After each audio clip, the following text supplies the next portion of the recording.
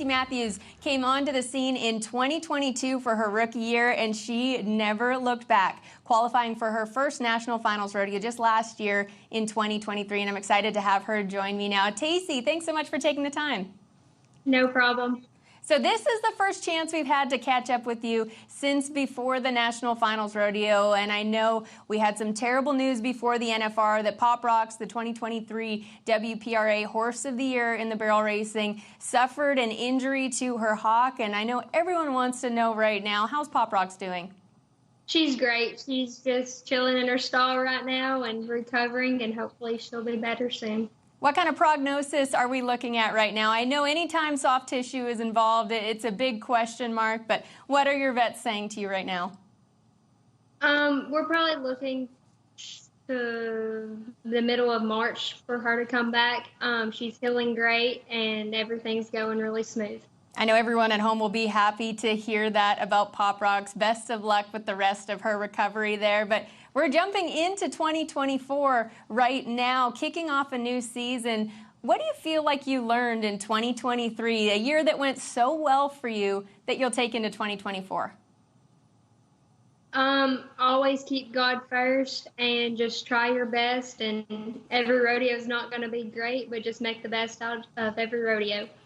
Definitely some wise words there. I want to know for you about horsepower in 2024. You've got some great young horses. Tell us a little bit about them.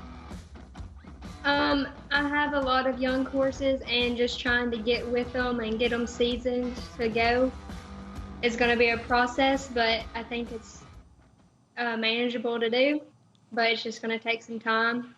So just hopefully my seasoned horses will come back and help them out. And obviously you're good at that. Pop Rocks is not very old, and you shepherded that horse along through a fantastic rodeo season to qualify for the NFR. What are some things that you do in your training program to help those young horses compete at rodeos? I don't know. Most of them just come pretty seasoned, but just getting your timing right with them and just getting them the experience to rodeo.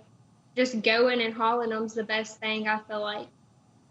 So speaking of just going to rodeos, you actually were hoping you would be heading to a rodeo right now. Denver is about to kick off the National Western Stock Show and Rodeo, but I want to talk about something that happened on the logistics ends of things. You were telling me because of road closures, you won't be able to make it to the National Western. You as a contestant, how do you handle all of these outside factors when it comes to getting to your rodeos?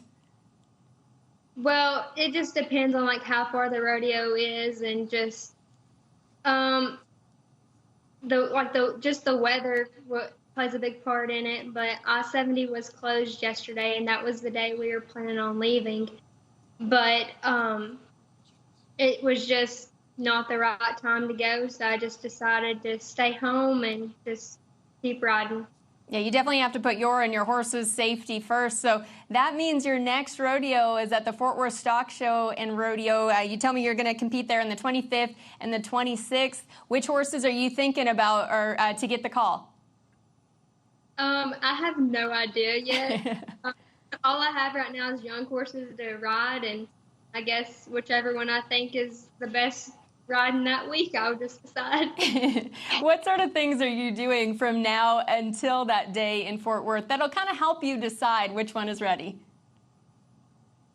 Just riding them every day, keeping them in shape. I'm going to try to go to a few barrel races and just keep seasoning them and just going with them and getting them in shape better. What is that special something that gives you the idea that they may be ready to step it up into the rodeo arena? Just them trying hard and just placing and just being consistent, really.